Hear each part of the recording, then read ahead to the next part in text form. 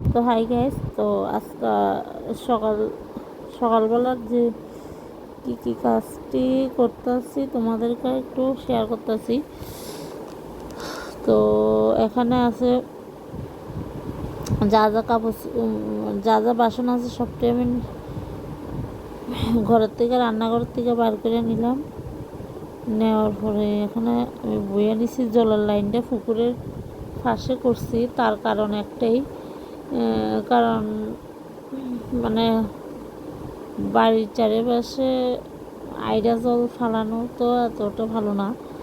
তো এই কারণে ভাব অনেক দিন পর্যন্ত মানে আমার একটা চিন্তা ভাবনা, তো আমি একাই করছি না, মা করে দিছে।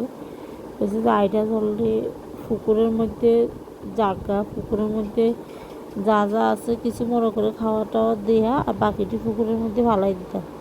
তো এই কারণে আমরা এখানে একটা ড্রেন করছি, যাতে আমি এখান থেকে যাই কিছু ধুই পুকুরে যাই, পুকুরের মধ্যে ফালাই দিতে পারি।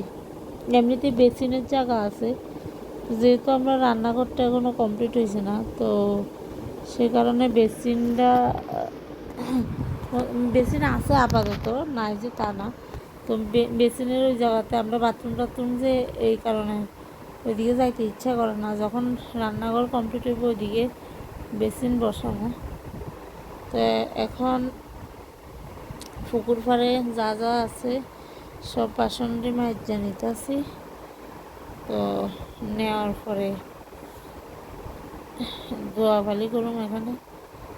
তো একটু সামনে দেখতেছ, কয়েকদিন আগে কিছু বেগুন গাছ, তারপরে বেগুন গাছ আমি এখানে লাগাইছি। বেগুনের সারা মরিচ প্লাস ধনিয়া পাতা, বিলাতি ধনিয়া আছে না, বিলাতি ধনিয়া, তারপর বরকচুটি তো কাটটা দিছি। আর একটা তো পুরা গুঁড়া সহ বলতে গুঁড়াটাই রয়ে গেছে, বাকিটা কাটটা দিছি। তো যাই হোক, ড্যাম মিলতে পারে। আর এখানে একটা পেঁপে গাছ লাগানো হয়েছে, যেহেতু মাটি ওইখান থেকে সামনের, আমি যে পুকুর যখন ডজার দিয়ে কাটছি মাটি কিছু পড়ে রয়েছে, ওই মাটিগুলো মানে সমান করে দিছি। আর বৃষ্টির মধ্যে প্রচণ্ড পরিমাণে মাটি ধোয়াই লইয়া গেছে গা। তো আমরা একটা ড্রেন বাকি রয়েছে মানে বাড়ির চারিপাশে, কারণ টিলার জলটি সব আমরা বাড়ির উপর দিয়ে গড়ে যায়।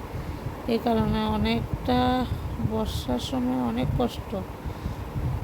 যতদিন পর্যন্ত ফ্লোর করা হইতো না ততদিন পর্যন্ত কষ্ট, এই গাড়িটির উঠাইতে যা একটা প্রবলেমের মধ্যে। তো এখন যেহেতু একটু রৌদ্র আছে, তো যাই হোক, এখনও আমি কোনো কারোরে পাইছি না যে ড্রেনটা করার লাগে। অনেকেরই জিজ্ঞাসা করছি, তারপরে করবো।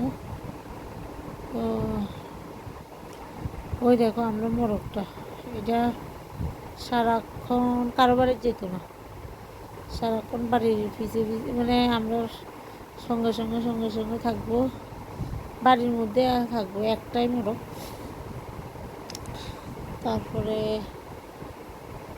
আরও দেখাইতেছে এদিক দিয়ে মাও ধুইয়া দিব, আমি বাসনটি মাছ দিচ্ছি। তো বাসনটি মাছ দিয়ে আমার লোক একটু ফের করে, সেই কারণে, কারণ শালি দিয়ে মাছ দিচ্ছি, যে শালিটা দিয়ে মাছ দিচ্ছি এই কারণে, কারণ শালির তো আমি ভাবতেছি চুলার শালিটি দিয়ে চাপ দিয়ে দিলে বাসনটি একটু মানে এমনি তো চাপ দিয়ে দিই, তারপরে শালি দিয়ে দিলে বাসনটি একটু পরিষ্কার হয় ভালো।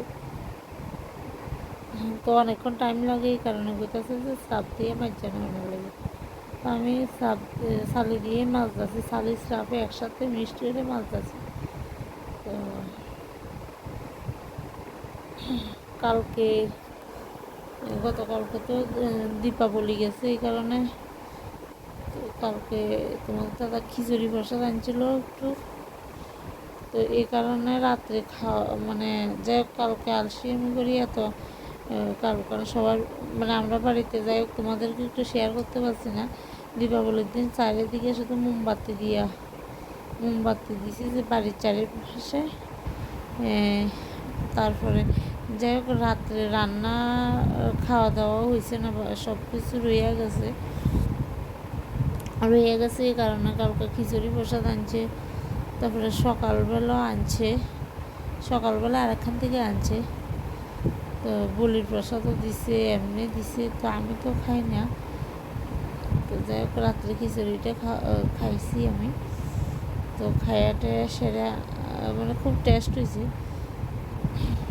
তো সকালবেলা ভাবতেছি বাসন বাকি যেটি ভালো বাসন আছে এটিও নামাইয়া লাইছি আর কি, এই কারণে একটু আমার একটু বকতে আছে।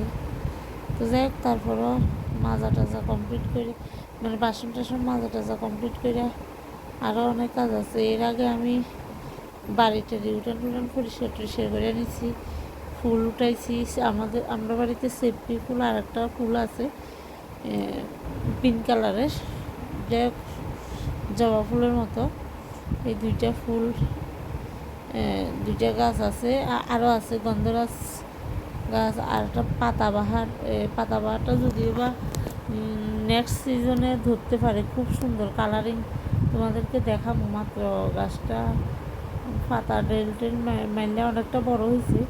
তো যাই 5-6 মাসের পরে হয়তো বা ফুল ফুটবো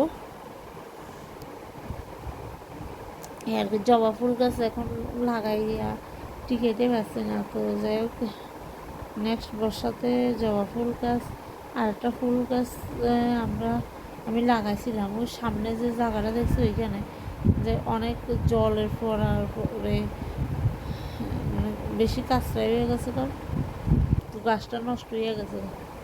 এটা মানে খুব সুন্দর ফুলটা নাম যদিও ভুলে গেছে গা, খুব সুন্দর একটা ফুল গাছ আছিল। তো এখন নেক্সট টাইম ভাবতেছি আরও কিছু ফুল গাছ লাগামো। তো যাই লাগাইয়া রাখতে পারি না, ট্যাংরা বেড়া দিতে লাগব, তারপরে নাইলে ছাগলে খাইয়া টেয়া নেয়, এই কারণে গাছটি টিকাইতে কষ্ট। তো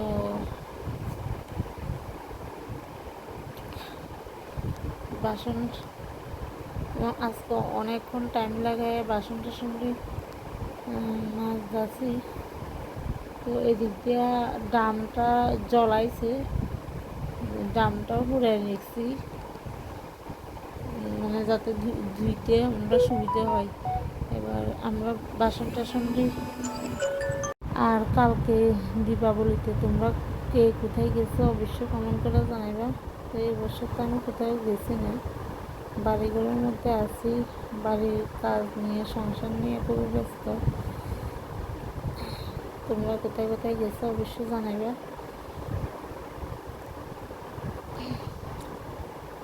তো আমি তো গত বছর গেছিলাম, পূজার মধ্যে গেছি, মাতার বাড়িতে গেছি। এই বছর তো নতুনভাবে মানে মন্দিরের অনেক কারুকার্য হয়েছে, মানে খুব সুন্দর করে নিছে চারিপাশে, এখনও যদিও বা যাওয়া হয়েছে না। তো যাই হোক মেলার মধ্যে তো প্রচণ্ড ভিড়, অনেক হাইটটা যাইতে লাগে, মানে এমন পরিমাণে ভিড়, সবাই একসাথে ভালোও লাগে। তো এই বছরের মানে আলাদা একটা আনন্দ থাকবো। তো আমরা গ্রামের মানে পূজাগুলোর মধ্যে আমি গেছি না, সকালবেলা মা গিয়ে প্রসাদ আনছে, রাত্রিবেলা গেছে তোমাদের দাদা। তো সবাইকে দীপাবলির শুভেচ্ছা জানাইতেছি এবং সবাই সুস্থ থাকো, ভালো থাকো, এটা কামনা করতেছি। আর এদিক দিয়া আমি বাসন টাসন দিয়ে মাঝে সেটা আরও একটু কাজ আছে, চা করতে হইব, চাটা করে আসলে আমরা যদিও বা খাই না, মা গিয়ে চা করতে হইব, চাটা করে আসলে আজকে অনেকটি কাঁকড়া পাইছি, কাঁকড়া প্রায় অনেকটি 20-30টা কাঁকড়া। তো ভাবতেছি আজকে কিছু কাঁকড়া ভাজি করুম, প্লাস কিছু তরকারি রান্না করুম, আলু দিয়ে রান্না টান্না করুম। তো দুইটাই। আর গাছের তরই দেখতেছি যে গাছের মধ্যে তরই অনেকটা ধরে রয়েছে, একটা কাঁঠাল গাছের মধ্যে মানে তরই গাছ অনেক উপরে উঠছে। তো আমি একটা বাঁশ টাস নিয়ে আয় সেটা এটা তরকারি ভাততে হইব। অনেকটি তরকারি আছে, পাশাপাশি একটা আছে সাজনা গাছের উপর, মানে সাজনা গাছের মধ্যে উঠছে। আর একটা মানে কী কইতাম, মোটামুটি ছাদের উপর দিয়ে যদি উঠি তাহলে কিন্তু লাগল পাওয়া যাব। যদি না উঠা যায় তারপরেও কিন্তু ও কাঁঠাল গাছে আছে, তো যেহেতু এত কাঁঠাল গাছের উপরে উঠা সম্ভব না। আর এমনি সাজনা গাছের মধ্যে যেটি উঠছে এটি কিন্তু বড়ই আছে। তো দুইটা মাসে টমেটো দুইটা আছে, এটা দিয়ে আজকে শুটকি দিয়ে চাটনি করতে হইব। আর আছে মিরকা মাছ, মিরকা মাছের মাথা আছে, এটা দিয়ে টমেটো দিয়ে রান্না করবো মাছটা। তো আমি যেমন মিরকা মাছ খাই না, তো আর একটা রান্না করুন শুটকি চাটনি। তো অনেকদিন পরেই প্রায় রান্না হইতেছে টমেটোটা আর তরই, গাছের তরই যেহেতু, তো রান্না করুন অনেক কষ্ট করে বাঁশ দিয়া বা চেয়ারের উপর উঠতে সেটা এগুলো খাইতে হইব।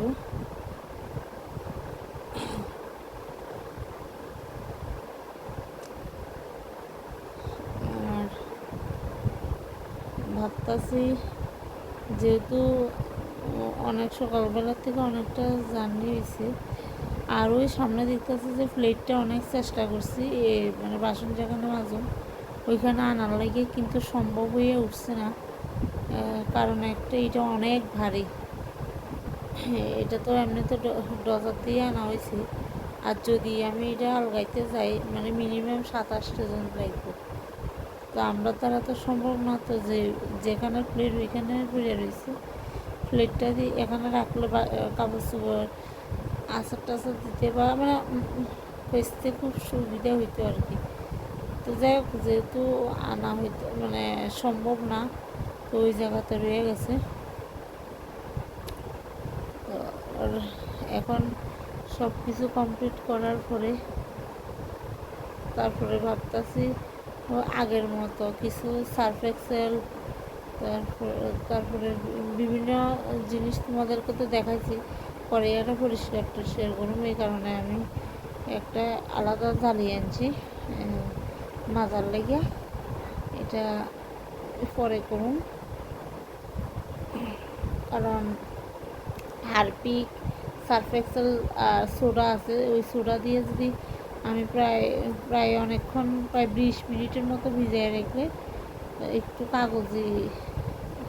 কাগজি দিলে তারপরে মাইজলে জালের মতো মানে ন্যাকড়াটা দিলে তারপরে এটা ভালোভাবে মানে একদম পরিষ্কার হয়ে যাবো। আগে যদিও বা করছি, তো আমি যেহেতু অনেক সময় আগে পাতা দিয়ে একটু রান্না করছি সেগুন পাতা টাতা দিয়ে, তো এই কারণে একটু কালো হয়ে গেছে। এখন অনেকটা পরিষ্কার হয়েছে।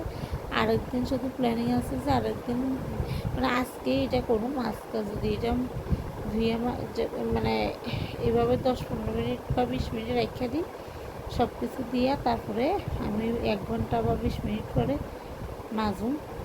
তো এখন যেহেতু রান্নার খুব তাড়াহুড়া, তো তাড়াহুড়া বাসনগুলো ঘরে নিতে লাগবো, তারপরে ভাত বসাইতে হইব। তো চুলা যেহেতু বাইরের চুলার মধ্যে মানে লাকড়ির মধ্যে রান্না করবো, তো বাইরের চুলা লেপে নিতে লাগবো। এইভাবে দিনটা কাটছে। আর এখানে দেখো ওই সাজনা গাছের উপরে তরই গাছ। তো এই পর্যন্ত, টাটা।